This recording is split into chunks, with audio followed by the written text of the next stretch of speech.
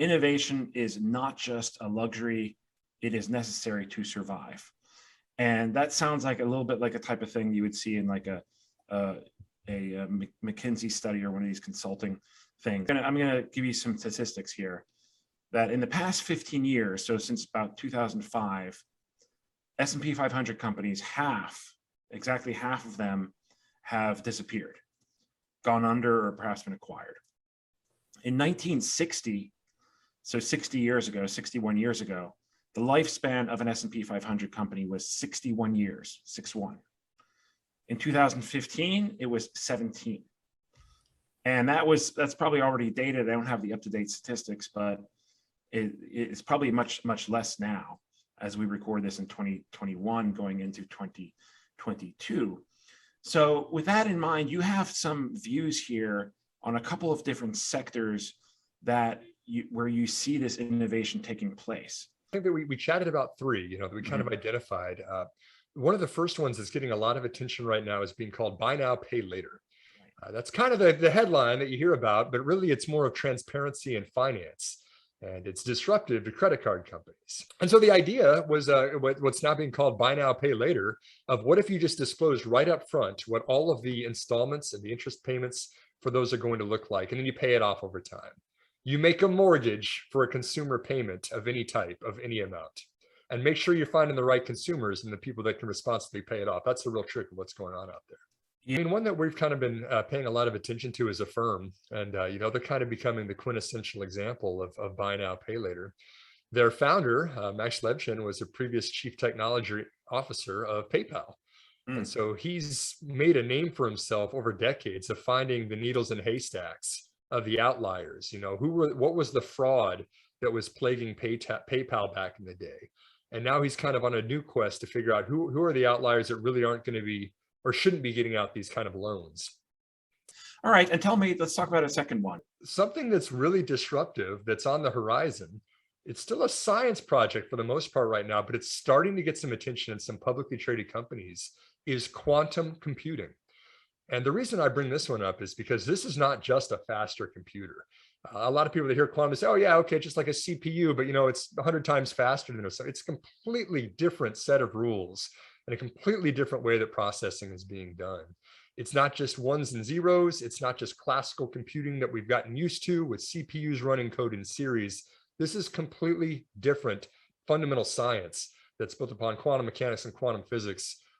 It's really hard to understand. I don't understand. Even the experts in the field admit they don't really understand what's going on under the hood, but it's a much faster way to actually do computing.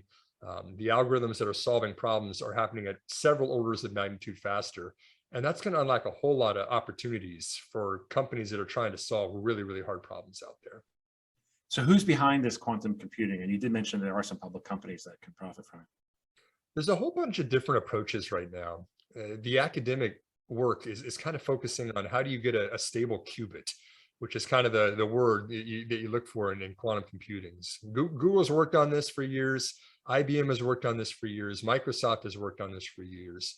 Now we're starting to see some pure play companies like IonQ, IONQ is a ticker on that one, just now coming public to the markets. And they believe that their ion trapping technology is completely disruptive to anything else that's going on out there.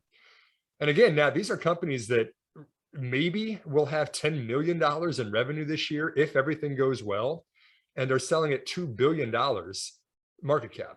So, I mean, you're talking about several hundreds, if not thousands of times sales.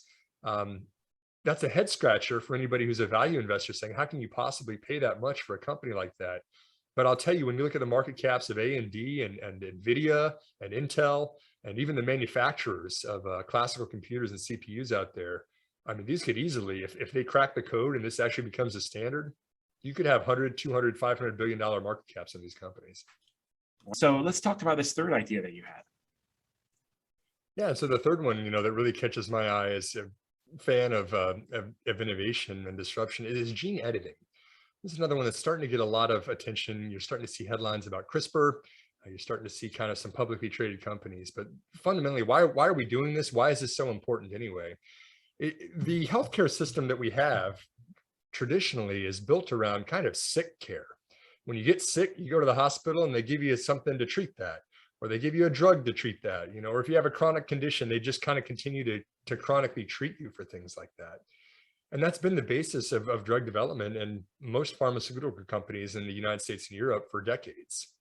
And this is the disruptive angle of that is, what if you could actually go upstream of treating a condition that's starting to manifest and showing symptoms and actually fix the fundamental problem itself? What if you could actually edit the genes that are telling they're telling your cells in your body to create harmful proteins that are causing you those issues that you have to have treated later on?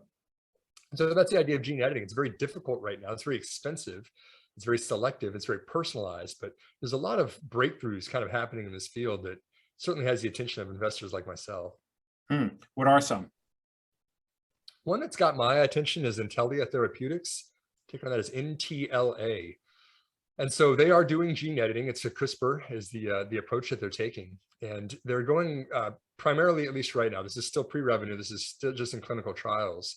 But there's a condition called transthyretin amyloidosis. It's a mouthful, especially when you don't have enough coffee yet, like I don't. But I'm not going to try to say that one. But yeah, it's fatty builds up in the liver, right? You've got these fatty proteins that are building up in the liver, and it typically kills you within a couple of years. But again, it's a genetic disorder. There's something wrong in the genome that it's an anomaly that says do this, and your body's doing that. And so the idea is, if you could actually go in and edit those cells and those genes directly within the liver that are causing those problems, you won't have those fatty buildups anymore. You can have a reduction in the transthyretin protein that's causing the problems that go on to build these buildups within the body. And so the idea is, get upstream, fix the source of the problem rather than trying to treat it downstream. And there's a whole bunch of different things, from hereditary blindness to sickle cell disease, spinal or muscular atrophy, transthyretin amyloidosis. I mean, stuff like this. There's a whole bunch of either very small or very complex diseases that could be treated at the genetic level.